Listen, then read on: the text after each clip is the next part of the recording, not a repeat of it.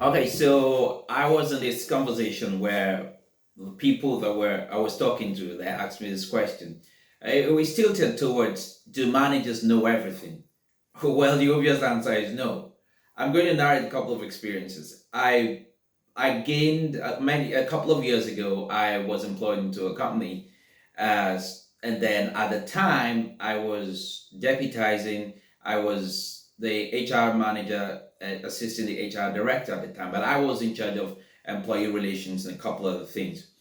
One of the first emails that I received from the head of operations at the time, was to get someone fired. He just sent me an email. You know what? We need this person fired. And so I was new to the company, but I wasn't new to the HR profession. So I said, okay, so what do we have as part of our policy, or what do we have in the policy? Oh, I don't care what the policy says. This person has to go. And I said, okay, wait. So, but I know that generally speaking, you don't just get people fired except they do something gross. So, but there's a process. At least we've got to hear from the person. Maybe issue a query if it gets to that point. Hear from the person, and I would tell people when I teach is that issuing a query is not disciplining in itself. It's not punishment in itself. It's just a formal way of asking you to tell your side of the story. So you don't get people fired without hearing their side of the story.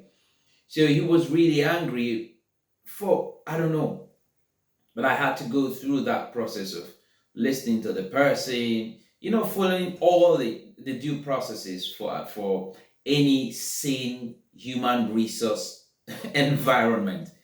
So it turned out that there were a couple of things involved. This person needs to deliver a project. There are some resources needed. The tools were not there. The tools are coming late. It's affecting his timelines.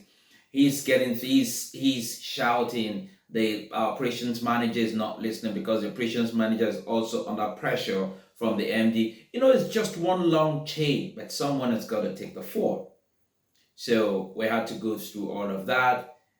In the long run, I mean, this took months. In the long run, we figured, okay, it will be best to send this person to another place. I mean, I there's this principle I learned a couple of years ago, and I like to use it, which is train, transfer, fire, terminate. That's like three T's: train, transfer, terminate. Have you trained the person enough to deliver on what you're expecting the person to deliver?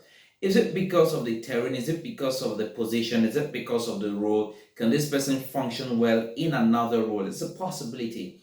Okay, will it make sense? Will it make business sense to explore all of that first before you let the person go? So we applied all of that, and this person got into another role, in another state, another station, and managed that role until he actually left the company and left the country.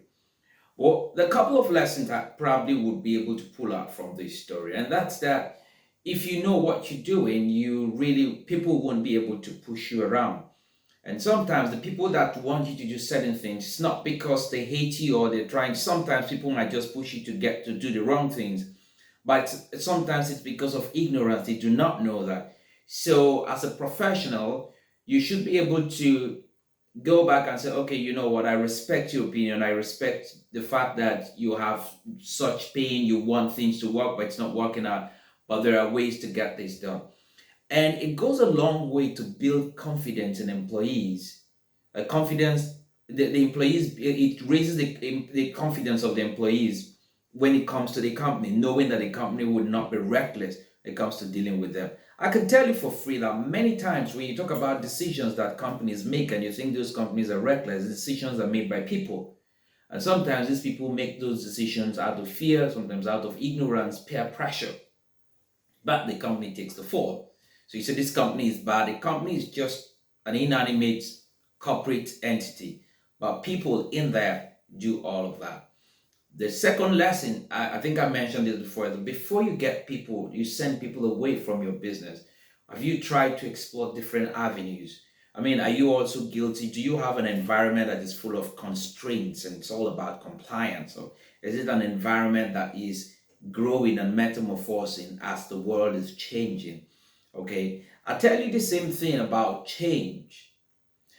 In this same company, there was a time when people would do their research and do all that stuff, all the field work, and they say, Stallone, you know what? Can I write my report from home instead of driving to the office every day, being in traffic for 3, 4 hours? And I said plainly no, because the company, I think we weren't there yet.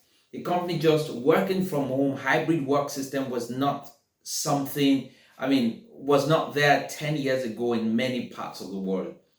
But some employees had moved further than the company and saying this is possible. Why drive 4 hours down or 2 hours down and 2 hours back when I can use that time to work from home? And we said plainly no.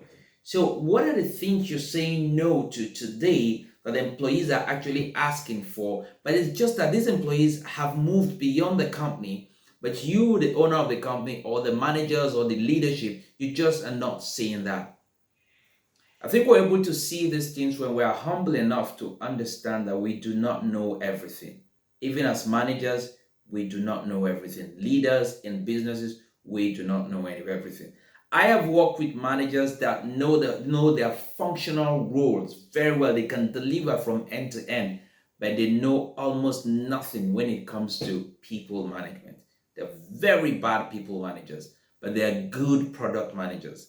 They are good equipment managers, not people managers.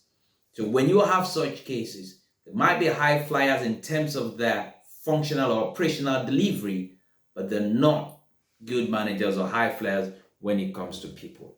So it's time we begin to humbly look at these holes in our various organizations and see where we need help, even at that senior level. Remember, the tendency to think that you know it is there, that comes with pride.